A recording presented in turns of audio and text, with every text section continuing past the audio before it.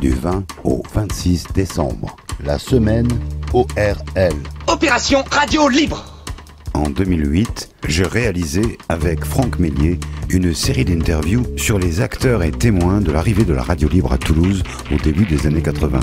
Qu'on puisse entendre le peuple. Sur la Toulouse et l'agglomération toulousaine, il devait y avoir une quinzaine de radios. Ça devait être en 82.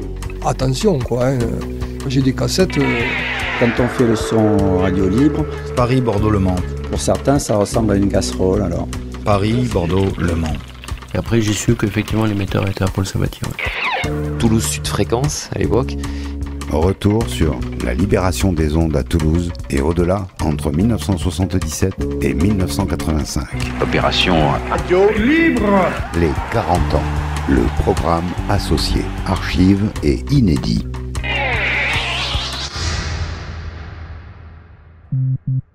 Ahmed Lerziel, directeur de Fréquence Soleil de 1988 à 2008, invité par le Couac lors de l'épisode 2 d'Initiative Quartier Populaire à Ampalo en avril 2013.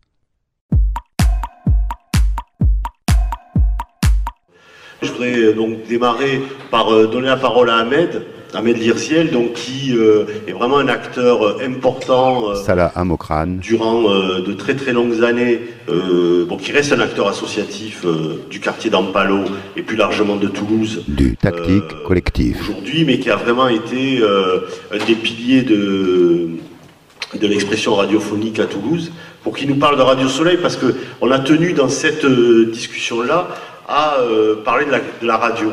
Parce que vraiment, la radio a été, et je pense reste encore, alors je ne sais pas si tu nous diras si c'est encore vrai à Toulouse ou pas, mais en tout cas dans Bonhomme de Vie, reste encore un moyen important, et c'était vraiment un des médias favoris, je dirais, pour l'expression des quartiers de l'immigration.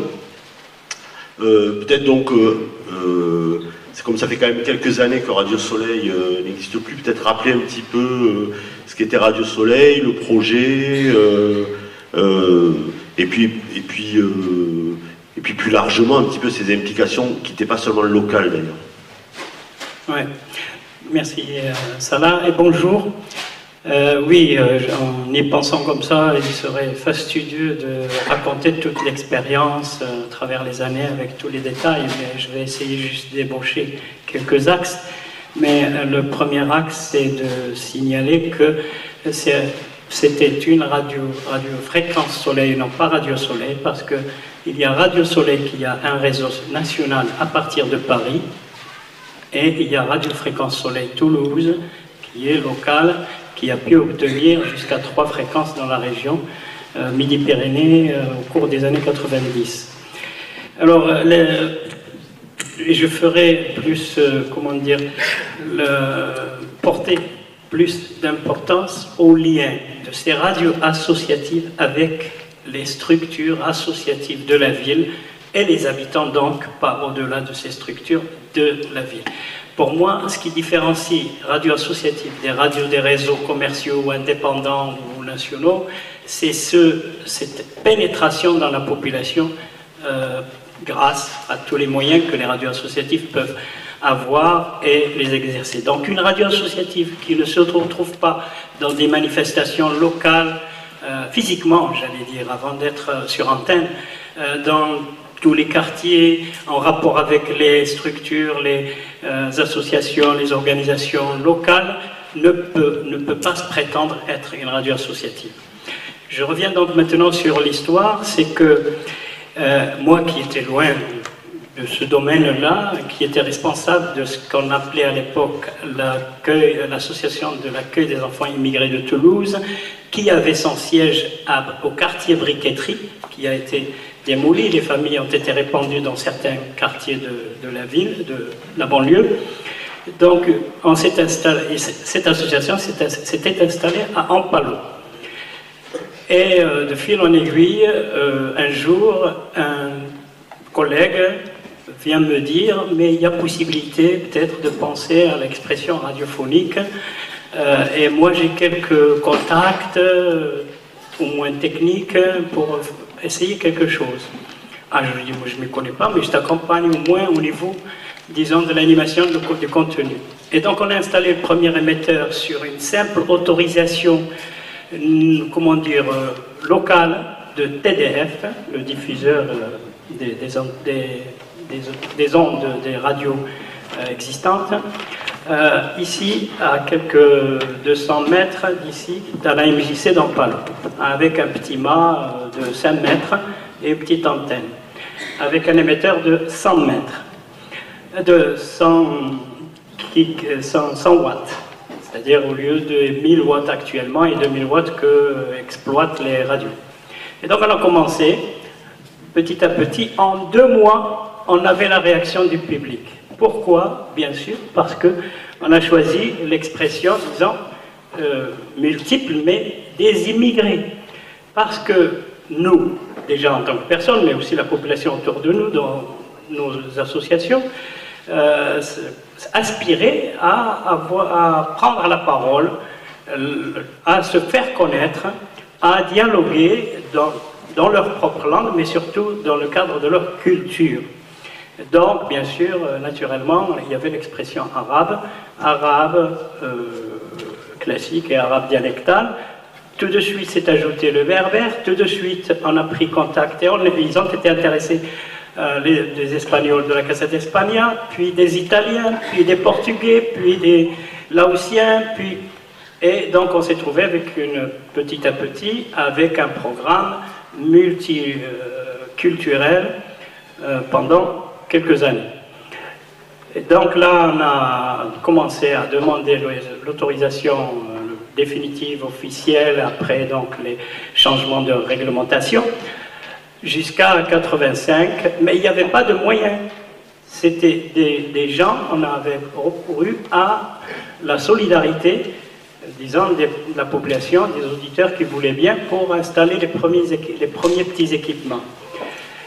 En 86, il y a l'installation de la CNCL, si ça vous rappelle quelque chose, c'est-à-dire la commission, après une commission qui a été créée sous le gouvernement socialiste et qui a été abrogée, puis créer une nouvelle commission, c'est la CNCL. Elle a fait ralentir tout le processus réglementaire et aussi financier budgétaire. Donc là, il a fallu se ressaisir dans le milieu des radios associatives de France et donc constituer des fédérations nationales et des fédérations régionales. En 87-88, il y avait la fédération CNCRL et la FNRL. Donc il y a commencé des négociations avec les gouvernements, au début avec le gouvernement de droite, puis ça a continué avec le gouvernement de gauche, et notamment l'installation de la commission Gaspard, à laquelle donc moi je participais au niveau national dans les négociations.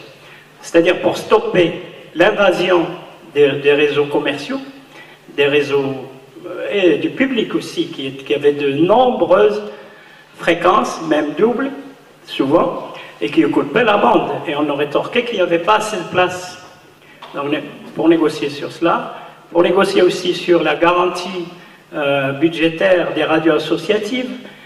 Pour résumer, donc, on a abouti à la création du fonds d'expression, du Fonds national d'expression radiophonique, de soutien à l'expression radiophonique ciblé sur les radios associatives sur dossier. Donc là, il y a un certain développement.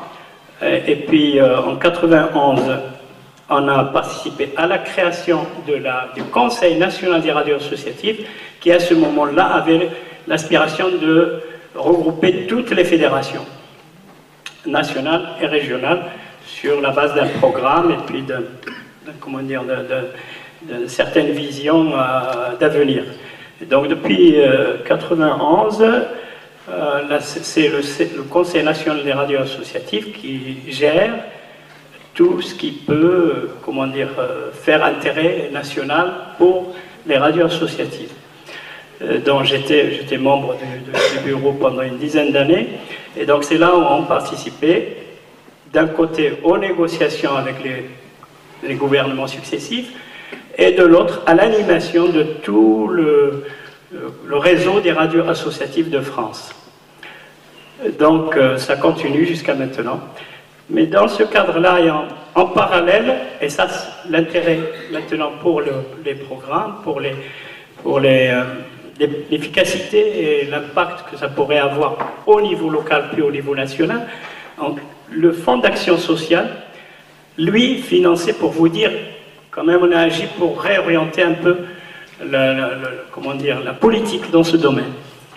En 91, le Fonds d'action sociale, depuis une quinzaine d'années, donnait 1 million de francs à Radio France Internationale, disons pour ses programmes théoriquement ciblés sur les immigrés. Mais vous le savez bien, Radio France Internationale, elle envoyait sur l'étranger. Donc finalement, peut-être les Arabes, les Africains, d'autres nations, mais vers l'extérieur et non pas vers les immigrés de France. Donc nous, on a demandé à ce qu'ils révisent ce soutien à RFI. Mais pour dire cela, il fallait qu'on propose quelque chose en face, en échange. Donc on a proposé de créer une agence de production des programmes interculturels qui s'appelle depuis l'EPRA. Mais on s'est trouvé devant deux mastodontes, RFI et l'Institut du monde arabe aussi, qui avait certaines prétentions à participer dans ce domaine. Donc on a regroupé tout ça après des négociations et on a constitué l'EPRA avec la participation des RFI de Lima et aussi la collaboration ou le partenariat de certains ministères. Ahmed Lerziel, directeur de Fréquence Soleil de 1988 à 2008, invité par le Couac lors de l'épisode 2 d'Initiative Quartier Populaire à Ampalo en avril 2013. L'EPRA, ça consiste à faire produire des émissions, magazines de tout genre, à partir des radios de base, et donc mis dans un lot commun au niveau national, après formatage et tout, et rediffusé à toutes les radios qui le veulent, et notamment la centaine des radios associatives adhérentes. Et ça fait aussi, ces programmes, une fois diffusés, ils sont facturés et donc payés aux producteurs qui sont les radios. RFI aussi avait commencé par produire et être payé en échange. Et donc, on avait dit que le programme serait un tiers par RFI, un tiers par Lima et un tiers par toutes les radios associatives concernées et adhérentes. Finalement, on s'est trouvé dans la pratique pendant des années avec les radios associatives à produire les deux tiers parce que RFI et Lima n'en produisaient pas tant. Et donc, ça a fait une valorisation du travail des radios associatives de base et une communication bien plus large de leurs produits au niveau national, qui continue jusqu'à maintenant à ma connaissance. Alors maintenant, Radio Fréquence Soleil. Donc je vous avais dit que ça a commencé sur une aspiration à l'expression. Mais après, il fallait gérer, il fallait, construire vraiment une ligne éditoriale cohérente avec tout ça. Et il faut dire que la demande était très forte du public, des auditeurs, des gens autour, des réseaux, et il fallait rendre tout ça, accessible, gérable. Et donc on s'est acheminé à mettre, même avec des formations auprès des organismes spécialisés, au moins d'une bonne partie des animateurs, à produire des émissions qu'on appelait à l'époque interculturelles mixtes. Ça veut dire qu'il ne faut pas utiliser qu'une seule langue, l'arabe, dans un programme, ou le portugais, ou l'espagnol. Il fallait essayer quand même de faire passer tout par le français. On peut parler arabe, puis tout de suite présenter ou traduire ou interpréter en arabe, ou le contraire. Et donc, il fallait un mixage, mais qui soit quand même radiophoniquement correct. Et donc, il y a eu des formations pour ça, petit à petit. entities minister picture.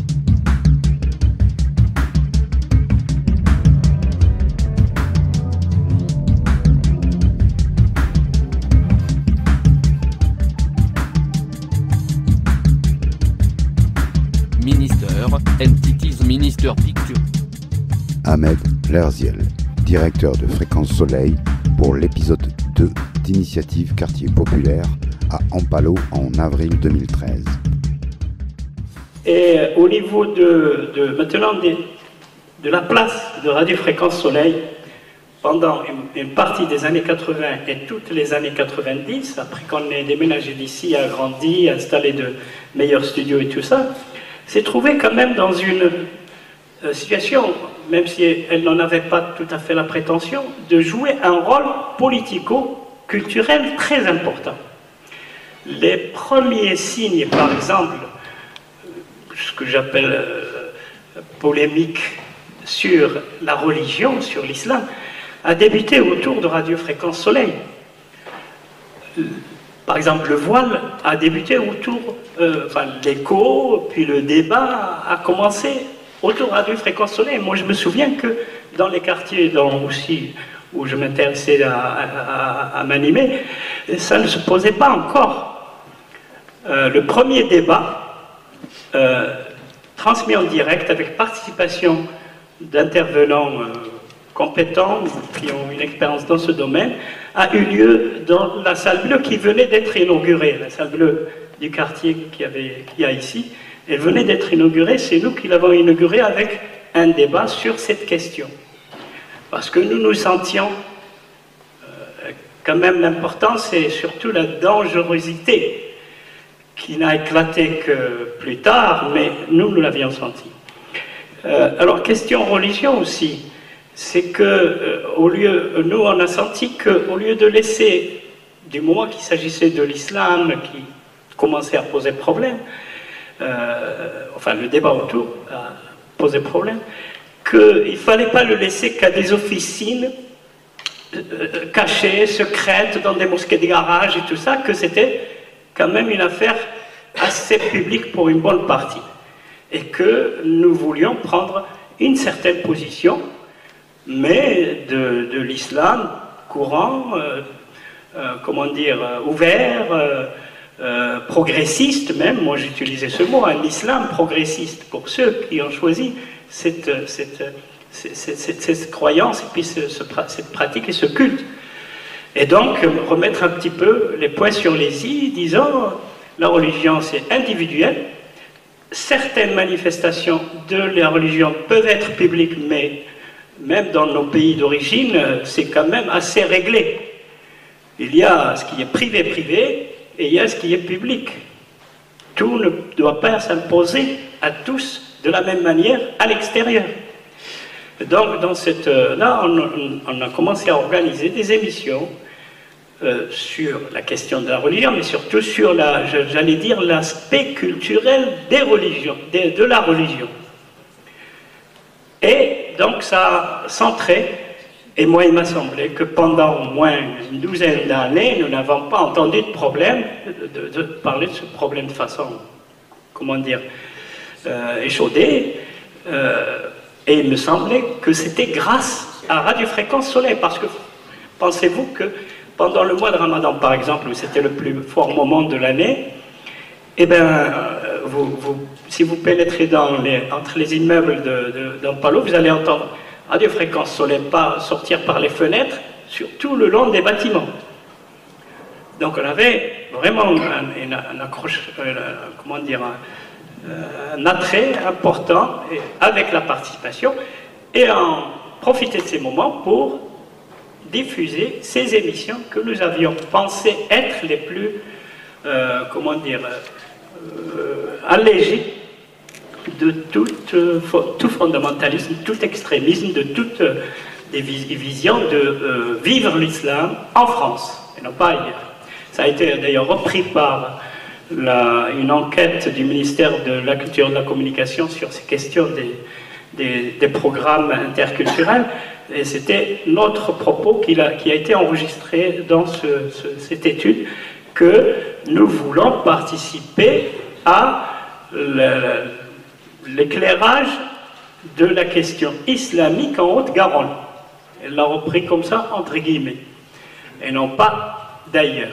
Parce qu'entre-temps, en 93, il y avait donc, parce que normalement c'était tous les 5 ans, maintenant parfois ça s'est retardé, il y a renouvellement des demandes, des fréquences, même si vous l'avez. Il faut renouveler encore la demande pour continuer à émettre sur les mêmes fréquences. Donc 93, renouvellement des fréquences de la bande. Qui c'est qu'on trouve dans les demandes?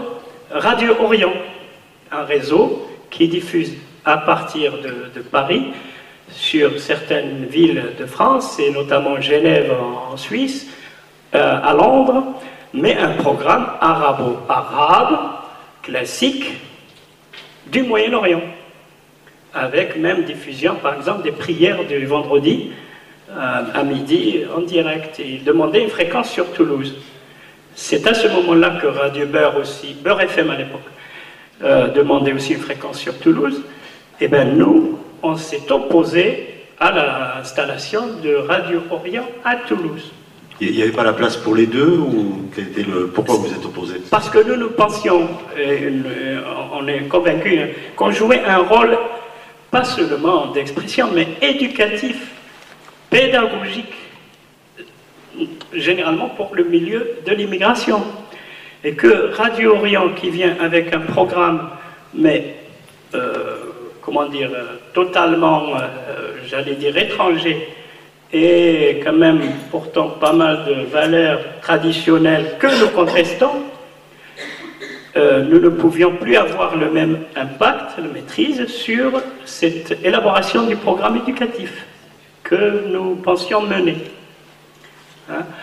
Donc, bon, bien sûr, Beurre FM, nous, on n'a rien dit, et la fréquence leur a été accordée, et comme ça, on a, comment dire, deux fréquences quand même dans ce grand milieu de l'immigration qui pouvaient être complémentaires, qui n'est pas le même cas, la même chose. Donc, avec toute cette expérience, bien sûr que tout était alimenté aussi par les mouvements des marches, convergence, et puis toutes les luttes qui étaient menées sur la place de Toulouse principalement, et parfois d'ailleurs aussi, à toujours demander ne serait-ce que l'avis des auditeurs, leur participation, leur contribution, leur réflexion, et ça, il y avait des dialogues ouverts souvent sur pas mal de questions, notamment celui des droits des femmes, qu'on touchait avec, comment dire, avec beaucoup de prudence, mais que quand même on a imposé comme aussi thème de dialogue à développer, et ainsi de suite.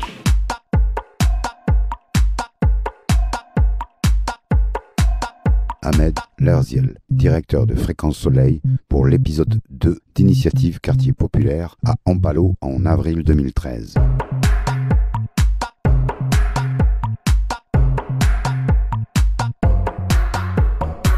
Alors, maintenant, la qualité humaine aussi, c'est que moi, je considère que dans les années 80, il y avait des militants portés par un esprit, portés par un idéal, par donc l'amour de faire quelque chose de bien pour la société, même s'il faut la changer. Et que ça, on a remarqué à partir des années 90, ça diminuait, et vous commencez à voir même au niveau des radios, un animateur qui est, comment dire, motivé pour faire des émissions et tout ça, mais qui s'intéresse plus à la musique, à transmettre quelque chose de, comment j'allais dire, technico-culturel, et non pas quelque chose en lien avec la vie réelle dans les quartiers. Et on a commencé à sentir quand même qu'il y a une baisse dans ce sens-là. Malgré les essais de formation, pour les attirer un peu, quand même à viser plus loin, plus haut, plus fort. Mais c'est des associations normalement. Mais nous constatons que les dirigeants principaux, notamment des bureaux des associations radiophoniques, n'ont pas changé depuis, à une ou deux exceptions à ma connaissance, depuis les années 80.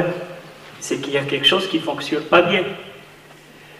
Nous aussi, on avait un même président, même si dans le bureau ça a changé, mais il faut dire que moi j'étais responsable administratif de tous les jours, donc on se réunissait entre assemblées d'animateurs, mais moi je me dis que j'ai oublié la partie haute qui était pas, qui n'intervenait pas tellement, mais qui était là quand même comme bureau de l'association. Et donc le jour où il y a eu le clash, c'était entre une bonne partie des animateurs et cette direction qui est, pour dire le risque et ce que peut un développement intéressant et pertinent peut amener aussi. C'est après coup qu'on a compris que oui, le président qui était à l'époque avait une option de s'intégrer dans un réseau moyen-oriental. Et il venait, pendant la dernière année où j'étais, moi à peu près, énerver les animateurs parce qu'il y avait une idée derrière la tête. Et nous, on ne comprenait pas. Bon, on essayait de voir s'il y avait possibilité de recréer du dialogue, de discuter, de tout ça, mais non. Et c'est allé vers le clash avec une bonne partie des animateurs auxquels ils transmettaient des instructions et des exigences que moi qui étais le directeur, je n'en savais pas grand-chose. Et donc ça a éclaté en 2001 et ils sont allés au tribunal, pour résumer. Moi donc là je suis malheureusement redevenu le simple salarié. Alors qu'il me semblait que quand même j'étais plus que ça dans tout le développement de la radio, bien plus que ça, les gens le reconnaissent. Donc il fallait me battre moi sur le plan social avec aussi Zinara Guazora qui était la journaliste formée grâce à nous depuis la fin des années 80. Et donc on est allé nous au tribunal en tant que salariés, mais l'équipe est allée au tribunal en tant que, disons, affaires civiles.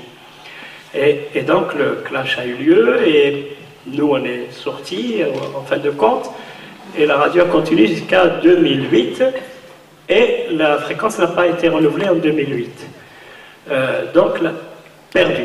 Donc voilà quand même un patrimoine, moi je considère, des populations toulousaines, pas seulement d'ailleurs après, on voyait bien qu'on était très mélangés au niveau programme, au niveau impact dans la ville, au niveau relations, au niveau structure et tout ça, on était très mélangés. Moi personnellement, je ne voyais plus le français de l'arabe, tout était là, citoyen, un point, c'est tout. Donc on l'a perdu maintenant depuis 2008. C'était Ahmed Lerziel, directeur de Fréquence Soleil de 1988 à 2008, invité par le Couac lors de l'épisode 2 d'Initiative Quartier Populaire à Ampalo en avril 2013. C'était du 20 au 26 décembre, la semaine ORL. Opération Radio Libre. À 11h, l'interview. Quand on fait le son radio libre, pour certains, ça ressemble à une casserole alors. Et à 15h, le programme associé, archives et inédit. Après l'élection de François Mitterrand, donc dans les années 81, plus de 2000 radios sont recensées. Vive la radio! Vive la radio libre! Sur Campus FM et au-delà.